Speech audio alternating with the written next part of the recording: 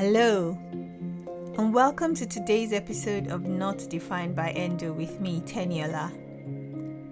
I have been on a mission to find and amplify the voices of amazing people who have founded health-focused businesses, services, or not-for-profit organizations. These people are working really hard to make a positive difference in the lives of people battling different kinds of health issues, or those just wanting to make better decisions regarding their health. Why am I doing this? Well, I'll tell you why. Living with illness is so difficult. Most times, it consumes and overwhelms us. It takes over our lives until we feel like there is nothing left to enjoy. So I decided that this season of the podcast would focus on people doing something good for health. Many of these founders discovered strength from their own personal lives and stories and are making such a great impact. I wanted to speak to them, understand their motivations, and get excited by what they have to offer. So join me on this journey and let's meet these inspirational people together.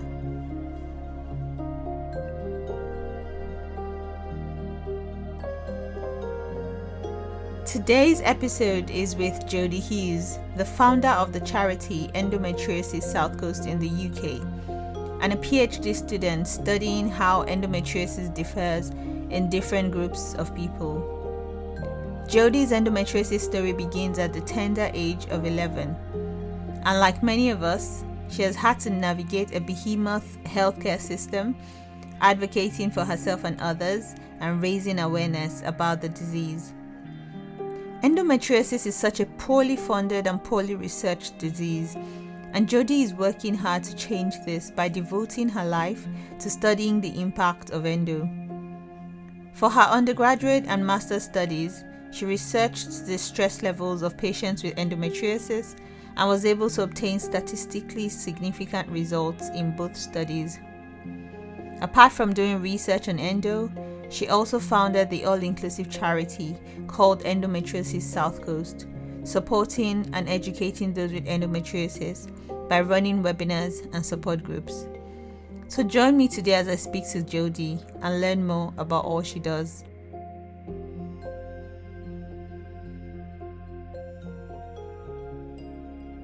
How are you? I'm tired. I'm very, very tired today. But yeah, how are you? I'm okay. I was actually tired as well. I had to have like a couple hours nap because, and fatigue. So I totally understand. And honestly, I was like, I don't want to cancel because I know we've done that before. And I just thought, let's just do it. We're strong. We can do this. Absolutely. Yeah. It's an honor to speak to you, and I'm very excited about this today. I'm so excited to speak to you today because I know that so many of us, endometriosis, PCOS, whatever, other chronic illness advocates, we usually come from a place of personal experience, and it almost like pushes, when they say there's something about the strongest warriors, fight the hardest battle, something like that. And I just love thinking about that phrase because I feel like, we get this deal in life and then we decide to use it turn it into something positive. So let's talk about you and your story, where you started and all of that. So I'm Jodie. My story starts back when I was 11, so a long time ago. And it's pretty much the standard endo story. I went to the doctors. They said, oh, it's just something that your family deal with, because it was a family doctor, so they knew all of the people in my family. And just sort of went, oh yeah, all the women in your family have heavy, painful periods. Here's the pill and crack on. So yeah, I did, because I just thought it was normal, and carried on and was a chef. And I think I had my son when I was 26, and after I had him, all of the endo came back. all of the pain and the heavy bleeding and everything like that just came back like tenfold. Wow. And so I went back to the doctors. By then, our old doctor had retired. So I got a new doctor, and she was like, yeah, I think it's endometriosis. I'll refer you to the gynae. I went to see a regular gynae, and they told me to have another child to get rid of it. Yeah. So I went back to the doctors and said they've pretty much discharged me, but this is all still going on. And she re-referred me, and I was luckily picked up by a endometriosis specialist, and just talking to them and having them listen to me and let me tell my story was amazing. And just from that appointment, he went, yeah, I think I can pretty much guarantee that you've got endo, so we need to do the operation. And yeah, that's where I got my diagnosis, which was a long time ago now. Wow. You know, the funny thing, when you were speaking, I just thought about one of the doctors. So while I was also in the process of being diagnosed, before I had my first diagnostic surgery, I had spoken to a doctor who did a scan, but it was in an endometriosis center. And with the ultrasound, I guess they have really sensitive scans, and mine was really severe. So they could see the adhesions, and they could see, actually he said, you have endometriosis on your bowel as well. So that's how intense or severe it must have been. But I went back to my CCG, which is where I live. So the first doctor I saw was really busy, and he knew a bit about endometriosis. I would have liked to see him, but I was like, okay, can I see someone else in the meantime? And the second doctor I saw was a write-off. He was like, you know what, if I'm just going to put you on the pill, and if your symptoms get better, then I'll just know you have endometriosis, and then we just take it from there. And I'm like, is that a cure though? Like, is that good treatment though? Like, what does this mean? So yes, I know that a lot of us experience that, where we just get given the pill and that's it. So you were never diagnosed officially before you had your first son, right? No diagnosis or anything. I just carried on with life thinking it was normal to be in pain all the time, which is a story that we hear a lot. Yeah. So when you got diagnosed finally, what were your next steps, and how did you basically reclaim your life back before we talk about what your mission then became? After my diagnosis, I sort of really hit rock bottom. I didn't know because I was a chef and I couldn't do that anymore. I couldn't be on my feet for 14 hours a day. And plus I had like my little boy as well. Yeah. So I really, really hit rock bottom and was in quite a depressive state. And it was then that I sort of came up with this plan that I was going to apply to uni to teach cooking in schools. So I was going to do a nutrition degree and then do an access course to be a food tech teacher in schools. And I wasn't even expecting to be accepted to university, because like I left school with like 2 GCSEs. So I was not expecting to get accepted to university, but I did. And I did my undergrad degree in health and nutrition. But while I was there, I really, really learned to love like health psychology. So I did my dissertation for my undergrad degree on stress levels in women with endometriosis, just on a little sample group of people in Portsmouth, where I'm from. Okay. And yeah, it went really well. We got statistically significantly higher stress levels in women with endometriosis, what we could have said anyway, but they need the science. And my supervisor convinced me to do a master's degree, which was scary, but yeah, I did a master's degree in health sciences. And we did the same dissertation again, but it went global. Wow. So women from all over the world took part in it. And yeah, once again, the levels were statistically higher in women with endometriosis. And this is stress levels, right? Yeah. Wow. Yeah, That's it's amazing. crazy. What you're doing is so cool. Like I have goose pimples. Like seeing Oh, research on endometriosis is absolutely fantastic. And one of the things people say is, oh, nutrition, the endo diet. We all know there's no one endo diet, but we all know that while we were, fighting this battle and all of that, we figured out that, gluten isn't good for me. Sugar, like for me, sugar is like my nemesis. Like sugar is terrible for me. yeah. And whether I eat it close to my period or weeks away from my period, I know the feeling. Like I know that I have done something wrong. But just because there is no research in quote air quotes, they say, oh well, when you ask your doctors, what do you think about this, they say, well, you can try it, but they don't seem to be convinced. And I think what you're doing is so cool, and what you've done in the past, like actually saying stress levels are higher in women with endometriosis, is so important, because then people saying it's in your head, you can refute that. You can say no, it's not. Like there's proof, scientific proof that this is what it is. And that's really, yeah, really amazing. So let's talk about, so now I know about your undergrad and then your master's, so let's talk about your PhD, which you're Yeah. working on now. So what made you think of that topic? I know, obviously, I know why it's endometriosis, but tell us the topic and what made you, choose that topic, and what was your journey from, choosing that topic to finding the host organization, which is the uni, and supervision and all of that. What was your path like? Well, my path was pretty stress free, because I'm doing the PhD with the same supervisor that I did my undergrad and master's degree Oh, with. wow, that's Um, amazing.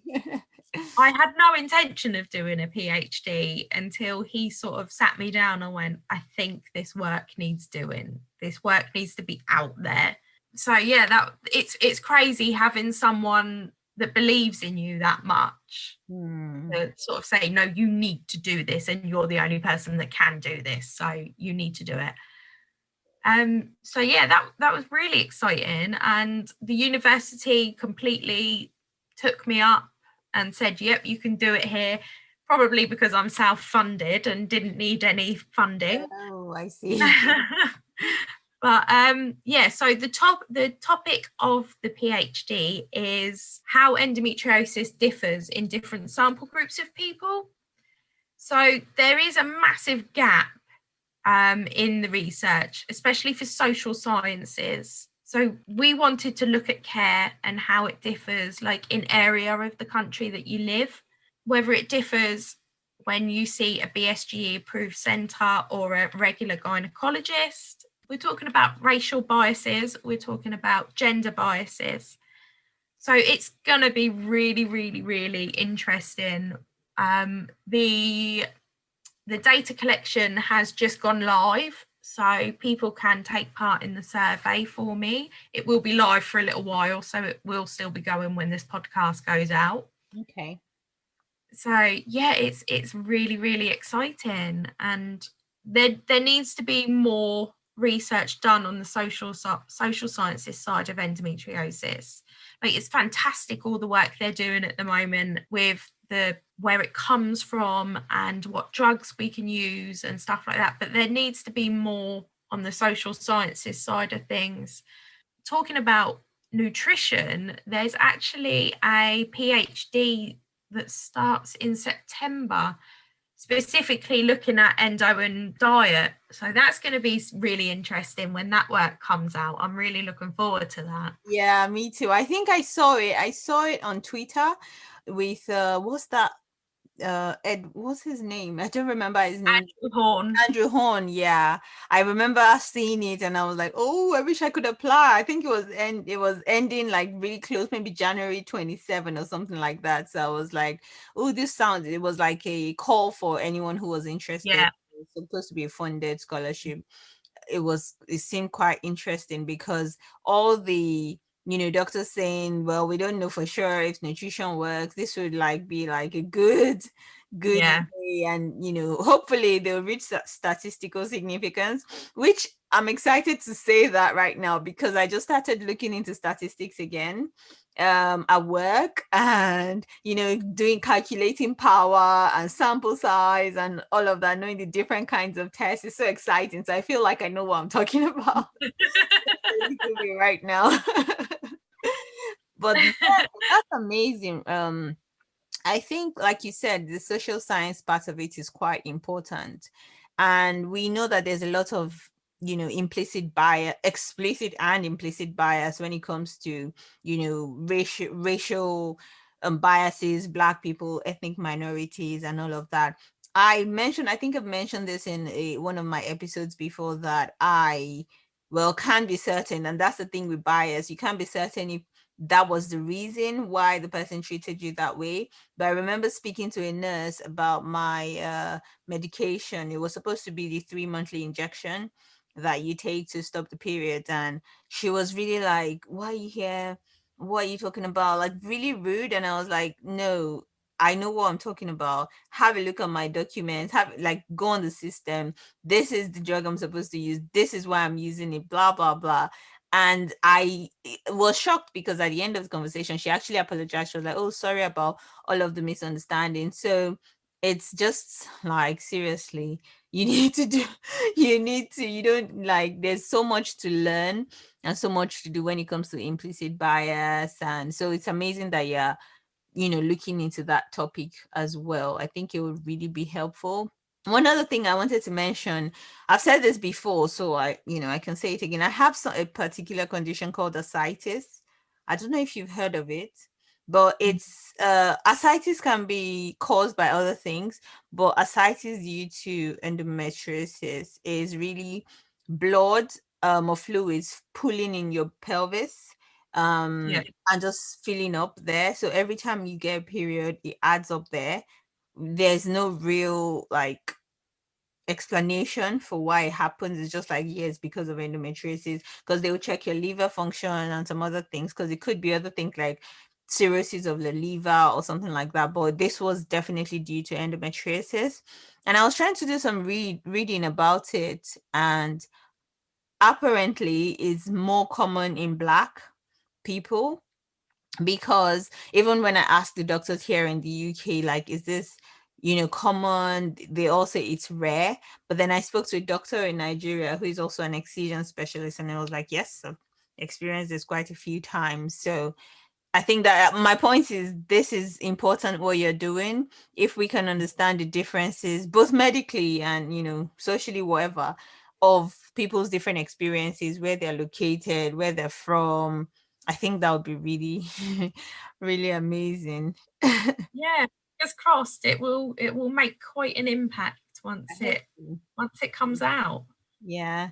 How far are you in the research now? Are you still in the data collection point? Yeah, it's really early days at the moment. I only started the PhD last September. Okay. So it's really early days. I think the survey's been going on for about 4 days now. So Okay, yeah. so proper early days, yeah. Mm. Okay, I'll definitely share the link of the survey in the show notes as well. So anyone who's listening right now, if you want to help, we hope you do. Please fill the survey and help us progress research in this very important topic. Absolutely. Have you experienced any obstacles so far? I know, like you said, it's early days, but the process of writing a research proposal, I know it was not so hard because you already had people backing you, but were there any obstacles that you've experienced already? The main obstacle really is not being able to get funding. So we are applying for little grants when they come our way and stuff like that, because attending medical conferences is expensive. Yep. I've just been told that I've got an e-poster accepted at the World Congress for the Royal College of Obstetrics and Gynecology. Okay. But it costs like £365. Wow. Yeah. So yeah, Yeah. each of those conferences, all of that will add up. Yeah. Yeah. Yeah. And this month I've been to about 6 conferences. That not all of them have been that expensive. thank God. But yeah, it can start to sort of build up. So getting little grants here and there will be really, really helpful as I go along. You know, the BSG conference just happened a few weeks ago. Yep. Were you part of that? Were you able to? I was, yeah. Oh, I I'm so jealous. I presented I presented a poster there as well. So of Wow. masters, it was my master's degree one. Okay. Yeah.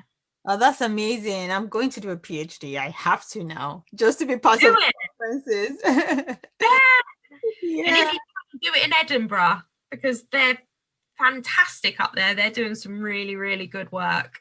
Interesting. Okay. Do you mind telling me where you're doing yours or? Roehampton Uni. Okay, Roehampton Uni. Okay.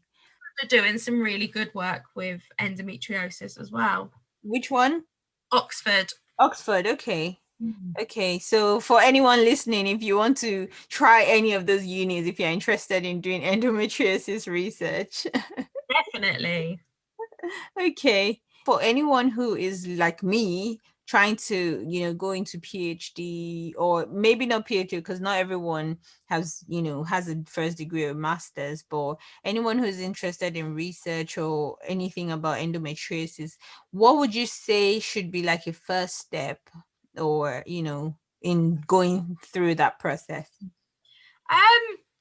Reach out to the people that are either running the PhD or the people that you want to be involved with. Reach out to them, and because they love researching and they love helping other people research. So if you reach out to them and have a conversation about what you want to do, and they will be the best people to give you advice and point you in the right direction. If they can't help you themselves, they can always signpost you to what you need to be doing. But the biggest bit of advice is go for it. Just go for it. If this is what you want to do, your passion will show and you'll be able to do it. Yes, that's for me. I'm going to go for it now. Okay, so now we've gone through the PhD. I'm so excited and interested, and well done for all you're doing. And I'm really interested to know what happens. Obviously, a PhD is going to take a couple of years, but I'll be watching and I'll be supporting you from the sidelines. And I'll be posting it all over. make sure you hit statistical significance. Okay. Okay, I wanted us to quickly talk about Endometriosis South Coast. So I know you're working on a PhD and bringing to the research and making a difference in that aspect. But I also know that you are doing an amazing work with your charity. So tell me about Endometriosis South Coast, what you're doing, what your mission is, and anything else. So Endometriosis South Coast is an all-inclusive. So we take trans people, we take cis men, so we're a charity that just looks after anyone with endometriosis. We've made it our aim and our mission to educate people and get the right information out there. Because there's a lot of misinformation and there's a lot people don't know about endo. They get given this big scary diagnosis and then they're left. And to me that's wrong, because these people need to know what to do, where to go, what support they're entitled to, and that's what we do. We put on webinars. We hold support groups. At the moment, it's all online, unfortunately, but we do hold support groups. When we first started up, we were doing it in person and it was lovely. But we intend to get every month a different person on to do a webinar with us about different things. Last night, we did a webinar on pelvic health physiotherapy, and that was really, really good. So yeah, we're just here to educate and support.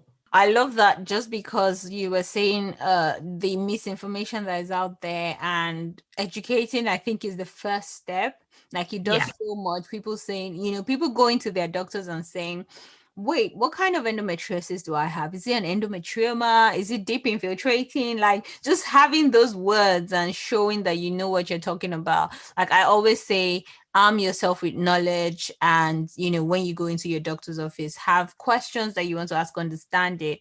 And I think what you're doing is really, really amazing. How does it work? Do people just go onto your website and register for webinars, or do they have to sign up to anything, or is there a number they can call if they need help or support? How does that all work? Unfortunately, we've only been going for just over a year, so we don't have like any phone lines or anything like that. We have our website where you can check out all of our blogs and all of our old webinars on there. If we're doing a webinar, we normally put tickets out on Eventbrite, but then we will put it all over all of our social media channels so it gets to the most amount of people. Instagram is amazing for doing that, because so many people like repost what you've posted. That's the endo community on Instagram is absolutely fantastic. I love it. It's just so good. We do, with the tickets for webinars, they are free, but we always have a little thing saying, if you feel like you want to give us a donation, you're more than welcome. And yeah, it's just, we like to give people a little toolbox of education so that they can pull little bits out when they need it. Okay. So I know you just mentioned that you're on Instagram. Are you on any other socials like Facebook or? We are on all of them. Okay. On Facebook, we have our closed support group as well. Okay. And what's the name people should be looking for? Endometriosis South Coast support group. Okay. Nice and easy. Nice and easy. Okay. Yeah, we like to make it easy for people to find us. Yeah. And it's the same on all of the other platforms. Just search Endometriosis South Coast and you will find us. Okay. Oh, thank you so much for all the work you're doing on all the different facets, like, supporting people, doing your research, reaching out to people. That's really amazing. So well done. Yeah. It felt a little bit like I was drowning today, if I'm honest, but I got through it. Well done. I was trying to make sure we don't stay too long, because I know that you said you're tired, and I don't want us to. I know when sometimes the energy is just, you're tired, but you've done a great job today, to be honest, and I think it was still amazing. So thank you very much, and thank you for counseling, even though you were tired. So let's just do one final thing, and I like to say, what's your final last bit of advice for any woman or girl, or anyone who is going through pain, whether they've been diagnosed or not diagnosed, or they just don't know what to do? What would you advise? Learn how to advocate for yourself. That's the biggest piece of advice I can give you. If you know that something isn't right, and 9 times out of 10 we get this gut feeling that what this doctor or this nurse or this scientist or this whatever is telling you, something that in your gut, it doesn't feel right. Listen to that gut feeling. And if you have to go and see 10 different GPs before you get a referral, then do it. Arm yourself with a symptoms diary as well, because if it's all in black and white, no one can tell you that you're making it up, because it's there, it's in black and white. Amazing. That's so good. Thank you so much, Jodie. It's been so good having you today. Thank you for having me. Getting to know you, and I look forward to the amazing things you do in the future. Thank you. I hope you enjoyed getting to know Jodie as much as I did. To support her work, please go to the Instagram page of Endometriosis South Coast and click on the link in the bio to fill the survey titled Endometriosis Care Ph.D. Study. You can also find the support group on Facebook by searching for Endometriosis South Coast Support Group. If you enjoy this episode, I would really love to know. Reach out on Instagram and Facebook. You can also join our community on Health Unlocked and ask any questions or share your stories. All of the links will be available in the show notes. Don't forget to share, rate, and subscribe to this podcast. If you also have any questions to ask or topics you would like me to discuss, feel free to shoot me an email on info@notdefinedbyendo.com. I love to hear from you all. Till next time, remember, you are not defined by endo.